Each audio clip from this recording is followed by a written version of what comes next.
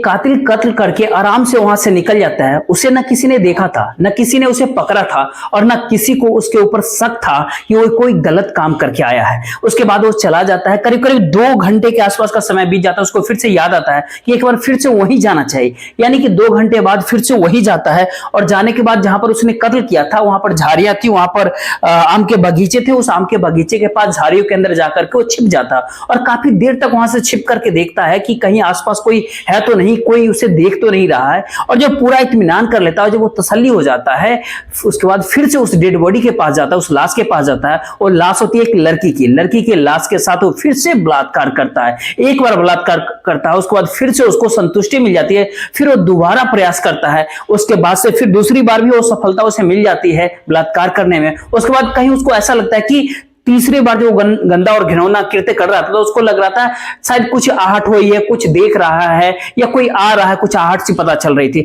जैसे किसी की आने की आहट होती है ना, तो वहां से जितनी जल्दी हो सकता था वहां से भागने की प्रयास करता है। लेकिन वो भागते भागते उसके पास एक टी शर्ट होती है, उसका साथ में बैग होता है, वो वहीं पे छूट जाता है। अभी 2 सामान छूटने के बाद आखिरकार पुलिस सक्रिय हो जाती है। करीब करीब 400 पुलिसकर्मी इस मामले के जांच पड़ताल में जुट जाते हैं। करीब करीब 2000 से ज्यादा सीसीटीवी कैमरे खंगाले जाते हैं। आखिरकार कैमरे खंगालने पर कातिल हाथ आ जाता है और पुलिस जब उसे पकड़ती है, उससे पूछताछ करती है, तो कई राज्यों की पुलिस की नींद उड़ जाती है, क्योंकि उसने जो अपराध किया था वो 1-2 जगह नहीं बल्कि वो लगातार कई जगह पे ऐसे बड़े बड़े अपराध कर चुका था। नमस्कार, मेरा नाम जितेंद्र कुमार, आप देख रहे हैं स्टडी से पढ़ता। वीडियो को लाइक और चैनल को सब्सक्राइब जरूर कीजिएगा। आज की जो सच्ची घटना है, यह गुजरात प्रदेश का एक जिला पड़ता है बलसाड़, और बलसाड़ जिले के अंतर्गत एक थाना पड़ता है पारडी। दरअसल पारडी थाना क्षेत्र के एक गांव पड़ता है मोतीवारा, और यहीं पर एक मजदूर परिवार के अंदर एक 19 वर्ष की लड़की होती है। वो मतलब बीकॉम 2nd वर्ष की छात्रा होती है। 14 नवंबर 2024 के दोपहर करीब करीब 2 बजे के आसपास की घटना थी। वो लड़की अपने परिवार वालों को कहती है कि हम ट्यूशन पढ़ने जा रहे हैं। वो ट्यूशन पढ़ने के लिए घर से निकलती है, और जब घर से निकलते हैं तो वापस लौट करके घर नहीं आती। कई घंटे बीत जाती है, परिवार वाले परेशान हो जाते हैं। परिवार के लोग इधर उधर आसपास जहां भी ढूंढ सकते तो वहां ढूंढते हैं। आखिरकार वो लड़की देर रात तक मिलती नहीं। जब मिलती नहीं है तो नजदीकी पुलिस स्टेशन जाती है पारडी, और पारडी थाने में जाकर के कहते हैं कि हमारी बेटी ट्यूशन करने के लिए घर से निकली थी, लेकिन वापस घर नहीं लौट करके आई।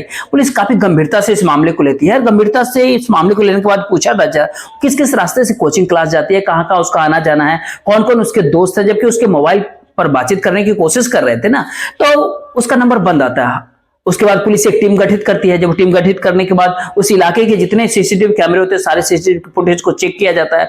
उदयवारा रेलवे स्टेशन से होते हुए घर तो लड़की आती है, लेकिन रास्ते में आने के बाद अचानक से गायब हो जाती है, वो घर तक नहीं पहुंच पाती है। जब आसपास के सीसीटीवी फुटेज को चेक किया जाता है, अब चाहे सीएफएसएल टीम हो, पुलिस की बाकी टीम हो या डॉग स्क्वाड हो, कई तरह की पुलिस की टीम होती है, कई तरह की पुलिस की टीम उस पूरे इलाके के आसपास के एरिया को चप्पे चप्पे को खंगालना शुरू करती है। अंबाबारी के पास एक आम का बगीचा होता है। आम के बगीचे में जब पुलिस वालों ने फॉरेंसिक टीम और जो बाकी जो डॉग स्क्वाड की टीम होती है, उन्होंने जो तलाश करने की कोशिश किया तो आम के बाग में उस लड़की की, जो कि 19 वर्ष के आसपास की लड़की होती है, बीकॉम 2nd वर्ष की छात्रा होती है, उसकी डेड बॉडी मिल जाता है। उस डेड बॉडी मिलने के बाद उसका पोस्टमार्टम करवाया जाता है। पोस्टमार्टम करवाने के बाद पता किया जाता है, तो पता चलता है कि उस लड़की के मरने से पहले और मरने के बाद दोनों टाइम बलात्कार किया जाता है। पहले उसका अपहरण किया गया था, फिर उसको उस जगह पे ले जाया गया था। अब पुलिस के लिए एक बहुत बड़ा सवाल था कि आखिरकार इस घटनाक्रम को किसने अंजाम दिया है। पुलिस इस मामले की जांच पड़ताल में आगे जुट जाती है। वहां घटनास्थल पर पुलिस को एक टी शर्ट बरामद हुई थी, साथ ही एक बैग उसके साथ मिला था। ये बैग और ये टी शर्ट किसका है, पुलिस के लिए यह भी बहुत बड़ा सवाल था। आसपास के जितने भी गांव वाले होते हैं, दुकानों के ऊपर काम करने वाले मजदूर होते हैं, बाकी जैसे तैसे करके पुलिस की टीम आगे लगातार इसमें जांच कर रही थी। 10 अलग अलग टीम को गठित की जाती है कि ये देखने के लिए कि आखिरकार ये टी शर्ट है किसकी, दुकानदार या किराएदार थे या कोई काम करने वाला मजदूर तबका था। जो कोई भी मिलता है पुलिस उसको रोक करके पूछती है। करीब करीब 500 से अधिक लोगों से पुलिस हिरासत में लेकर के उससे पूछताछ करते हैं। उसके बाद भी पुलिस को कोई बड़ी सफलता नहीं मिलती है। आखिरकार पुलिस ने रेलवे स्टेशन की तरफ जब आगे बढ़ा, और रेलवे स्टेशन पे जाने के बाद पता चला कि ऐसी ही टी शर्ट, ऐसी ही बैग पहना हुआ एक लड़का दिखाई पड़ता है। जब उसके पास पहुंचते, जब उसकी जानकारी, उसका फोटो निकाल करके आसपास के सभी इलाकों के भीतर दिखाया जाता है, लेकिन हर कोई उसको पहचानने से इनकार कर रहा था। पुलिस आखिरकार परेशान हो जाती है, वो मुखबिर लगाया जाता है। कई दिन के समय बीत जाता है, कई दिन बीतने के बाद आखिरकार पुलिस को एक खबर मिलती है, कहीं से एक खबर आती है कि ये जो आदमी है, जो व्यक्ति जिसको आप तलाश कर रहे हैं, जिसकी उम्र करीब करीब 30-32 वर्ष के आसपास है, जिसका नाम राहुल सिंह जाट होता है, जिसका बाप का नाम करमबीर होता है, जो उसके पिता कई साल पहले ही मर चुका है, वो हरियाणा का रोहतक जो एक है, वहीं का एक गांव पड़ता है मोगरा, ये मोगरा का रहने वाला होता है। पुलिस जब इसके बारे में पता करने की आगे प्रयास करती है तो पुलिस इसके गांव पहुंचती है तो पता चलता है कि 5वीं क्लास में जब ये गया था तब से इसने चोरी की आदतें डाल लिया था। खास करके साइकिल चुराया करता था, अपने दोस्तों से मिल करके किसी इस तरह से कुछ चोरी, छोटे मोटे चोरी करता था, आदत कभी कभी लूट का भी अंजाम दिया करता था। यही तक नहीं, जब कोई रास्ते में ट्रक होता था, ट्रकों को रोक करके या तो उसमें लिफ्ट मांग लेता था, लिफ्ट के बहाने चोरी करता था, या फिर ट्रक हाईवे के किनारे जब खड़े होते हैं उन खड़े ट्रकों में भी चोरी किया करता था।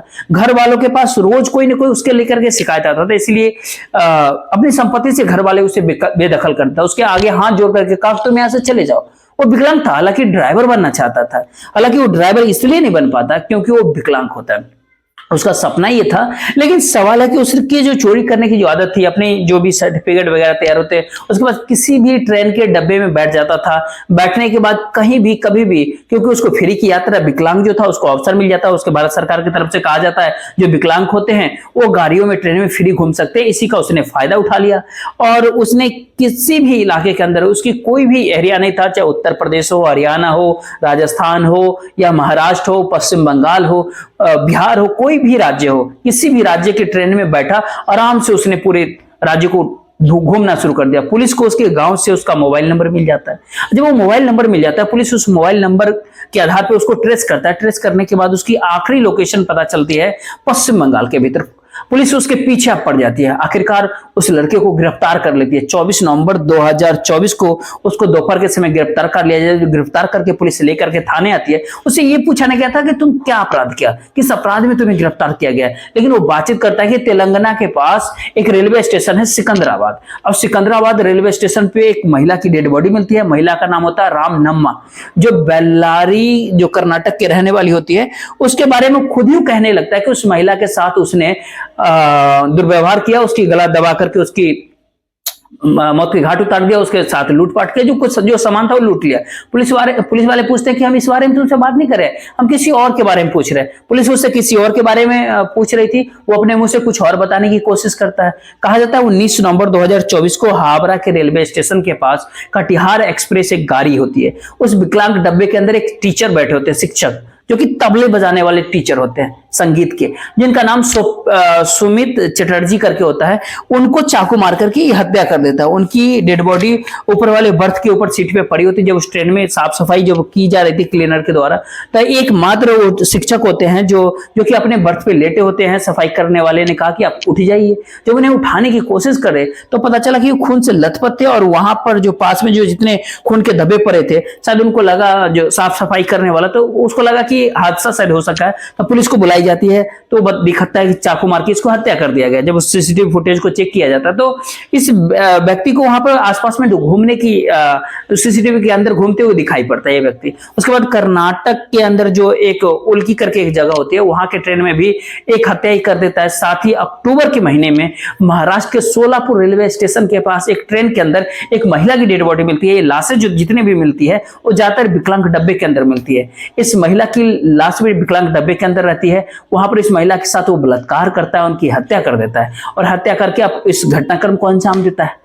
अब पुलिस इससे ये पूछताछ करती है कि तुमने जो बलसाड़ जो जगह पड़ती है वहां पर तुमने घटनाक्रम को अंजाम दिया है, दरअसल उसके बारे में हम तुमसे बातचीत करना चाहते हैं। पुलिस की पूछताछ में आगे सामने आता है कि इस लड़के ने इस लड़की का अपहरण पहले किया, फिर उसको आम के बगीचे में लेके जाता है, उसके साथ काफी मारपीट करता है। जब लड़की काफी ज्यादा डर जाती है, सहम जाती है, तब उसके साथ वो बलात्कार करता है। बलात्कार करने के बाद आराम से उसको अब ऐसा लगता है कि कहीं ना ऐसा हो कि घर जाकर के कुछ बात बताए, कुछ दबाव में आकर के दरअसल उस लड़की का गला दबा करके हत्या कर देता है।